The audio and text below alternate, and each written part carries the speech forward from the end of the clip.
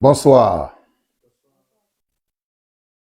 Encore une fois, je voudrais bénir et saluer les amis et les ennemis de la manne fraîche. Nous sommes samedi soir, samedi 8 août 2026, à l'heure de la prédication de la parole de Dieu.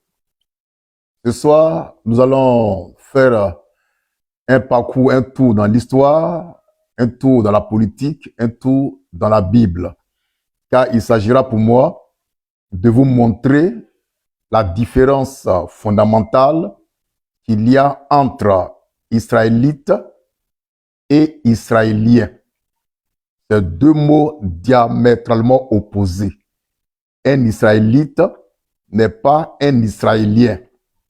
Un Israélien n'est pas non plus un Israélite. C'est qui un Israélite? Un Israélite, c'est celui qui descend d'Israël. Israël, c'est pas un peuple. Israël, c'est un nom. Israël, c'est une personne. Il s'appelait avant Jacob. Et quand il a croisé l'ange du Seigneur avec qui il s'est battu, son nom, Jacob, a été changé en Israël. Israël a fait 12 fils, lesquels sont devenus les 12 tribus d'Israël. Maintenant, Israël, lui, son père s'appelle Isaac. Isaac a pour père Abraham. Donc, on va commencer par Abraham jusqu'aux 12 tribus pour comprendre le mystère qu'il y a dans le mot israélite. Il y a d'abord Abraham qui a engendré Isaac. Isaac a engendré Jacob, devenu Israël. Et Jacob, lui, il a engendré 12 fils qui vont former plus tard les 12 tribus d'Israël. C'est bon? Donc, c'est ça qu'on appelle un Israélite. Donc, on va lire rapidement l'écriture dans Apocalypse 7, verset 4 au verset 8, pour voir la liste complète des 12 tribus d'Israël, qui sont israélites. Lecture. Apocalypse 7, 4 à 8. Oui. Et j'entendis le nombre de ceux qui avaient été marqués du sceau. 144 000 de toutes les tribus des fils d'Israël. De la tribu de Juda, 12 000. Tribu de Juda. Hein? La tribu de Ruben, 12 000. Ruben, 12 000. 2. De la tribu de Gad, 12 000. Gad, 12 000. 3. De la tribu d'Azer, 12 000. Azer, 12 000. 4. De la tribu de Nephtali, 12 000. Nephtali, 12 000. 5. De la tribu de Manassé, 12 000. Manassé, 12 000. 6. De la tribu de Siméon, 12 000. Siméon, 12 000. 7. De la tribu de Lévi, 12 000. Lévi, 12 000. 8. De la tribu d'Issachar, 12 000. Issachar, 12 000. 9. De la tribu de Zabulon, 12 000. Zabulon, 12 000. 10. De la tribu de Joseph, 12 000. Tribu de Joseph, 12 000. 11. De la tribu de Benjamin, 12 000. Marqué du sceau. Benjamin, 12 000, ça fait 12 tribus d'Israël. Ceux qui descendent de ces 12 tribus sont appelés Israélites. Ils sont différents des Israéliens. Maintenant, c'est qui un Israélien? Un Israélien, c'est un étranger qui n'est pas juif, mais qui a pris la nationalité de l'État d'Israël. Il faut remarquer qu'il y a une différence fondamentale entre le peuple d'Israël et l'État d'Israël. L'État d'Israël a été fondé le 14 mai 1948. Ceux qui sont dans cet État-là, on les appelle Israéliens, tels que Benjamin Netanyahou. C'est un Israélien et non un Israélite. Comprenez? Donc, je reprends pour dire qu'entre Israélites et Israéliens, il y a une différence fondamentale. C'est tellement profond que les deux thèmes ne doivent jamais être mélangés. L'Israélite, il descend d'Abraham, d'Isaac, de Jacob. L'Israélien, c'est un Européen qui a embrassé le judaïsme et qui est devenu, par la force des choses, un juif. Mais on appelle ça les juifs d'Europe. Ce n'est pas les juifs d'Israël. Ils sont juifs d'Europe. Donc, ils ont embrassé, ils se sont convertis au judaïsme pour des raisons politiques. Donc, ce n'est pas de vrais juifs. Un Israélien n'est pas un vrai juif. C'est un faux juif.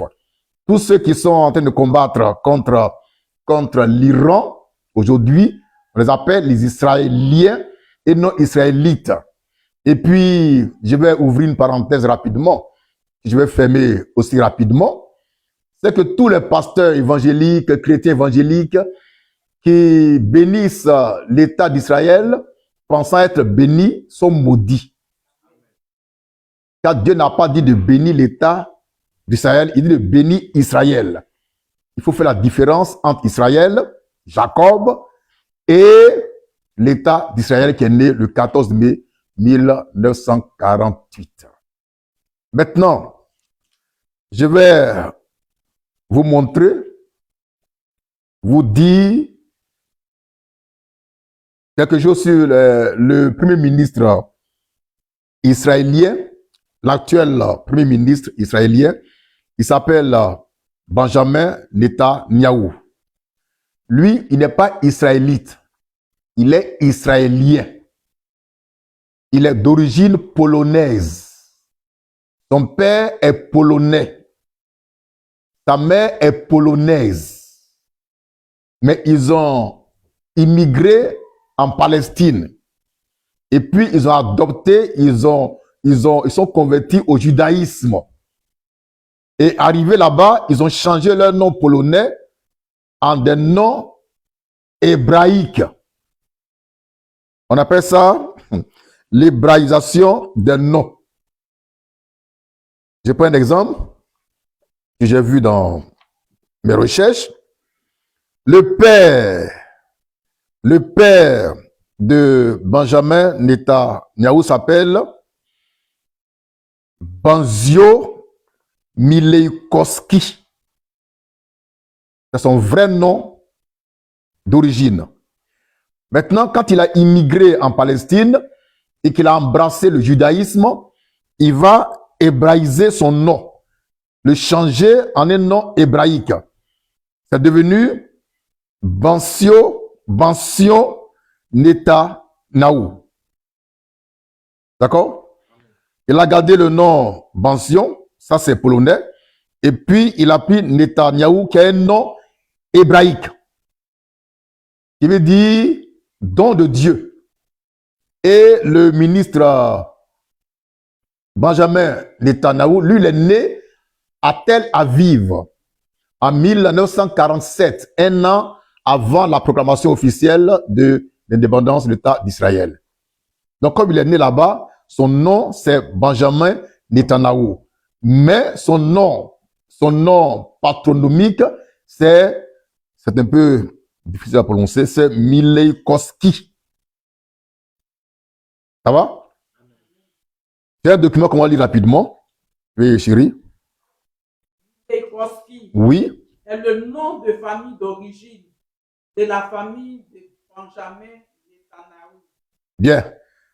Mileikowski est le nom de la famille d'origine de la famille de Benjamin Netanyahou. D'accord? Là-dessus? Son grand-père. Son grand-père. Le rabbin et orateur sioniste. Le rabbin et orateur sioniste. Nathan Mileikowski. Oui. A commencé à utiliser le nom de Netanyahou. Oui. Comme signature. Oui. Et la famille oui. a ensuite officialisé oui. ce changement de patronyme oui. après s'être installé en Palestine. Mandataire. Voilà. Je reprends. Hein. À l'origine, le nom de famille, c'est Mileskowski. C'est un nom polonais. D'accord? Maintenant, ils sont arrivés en Palestine. Ce nom-là, ils vont le changer, ils vont ajouter à ce nom un nom hébraïque qui est Netanyahou. C'est bon? Donc, le papa de Benjamin Netanyahou s'appelait Benzion Mileskowski. Maintenant, quand il est devenu juif de sa propre volonté, il est devenu Benzion Netanyahou. Donc, ils ont ajouté un nom hébraïque au nom polonais. Parce qu'ils disent, eux, ils sont juifs. C'est les juifs d'Europe de l'Est. D'accord? Origine du nom, on continue? Oui. Nom initial. Nom initial. Mileskowski. Mileskowski Est un nom d'origine askénaze. Est un nom d'origine askénaze. Lié à des localités d'Europe de l'Est. Voilà, je vais expliquer. L'origine askénaze. Avant,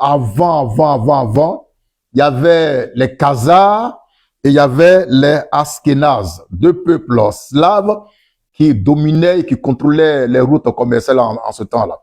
Mais ils ont été vaincus par leurs ennemis. Donc, pour se protéger, ils vont se convertir au judaïsme. D'accord? Et dit, eux, ils sont les Juifs d'Europe. Et étant convertis au judaïsme, il y avait la pression des autres blancs contre eux. On appelle ça l'antisémitisme. En Europe occidentale, et puis en Europe de l'Est, en particulier en Russie, on appelle ça le pogrom. C'était des persécutions racistes contre ceux qui se sont déclarés juifs. C'est ceux-là que Hitler a tués entre 1933 et 1945. Il a tué 6 millions de juifs. Ces juifs-là, ce n'étaient pas des noirs, c'est les faux juifs blancs. C'est eux, il les a massacrés entre 1933 et 1945. C'est les Juifs d'Europe de l'Est. C'est ceux-là plus tard qui vont, avec la complicité des puissances occidentales, mettre la main sur le territoire palestinien pour être là-bas comme étant eux-mêmes leur territoire. Et puis, le 14 mai 1948, l'ONU a déclaré officiellement l'État d'Israël, qui est devenu un État indépendant. Vous voyez? Donc, à l'origine, le papa de Benjamin Netanyahou est un Polonais qui s'appelle Mileskowski Benzion. Mais son nom a été hébraïsé. C'est-à-dire c'est devenu un nom hébraïque. On continue. Le grand-père paternel s'appelle comment? Nathan Mileskowski. Oui. A immigré en 1900. Très bien. Maintenant, lors de la proclamation de l'indépendance de l'État d'Israël, le 14 mai 1948, il y avait un premier ministre qui s'appelle David Ben Gurion. Lui aussi est polonais. Lui aussi est polonais. Lui aussi, il va hébraïser son nom, le changer en nom hébraïque. Son vrai nom, c'est David Green. Son nom polonais. David Green. En polonais, bon, je ne sais pas comment on prononce, mais c'est David Green. Et quand il est devenu juif, il a changé ce nom-là, qui est devenu David Ben Gurion. Ben Gurion, c'est le nom d'un vrai juif, d'un guerrier. Donc, en mémoire à ce grand homme, à ce combattant qui a combattu contre l'Empire romain, il a ajouté à son nom Ben Gurion, qui veut dire fils du lion.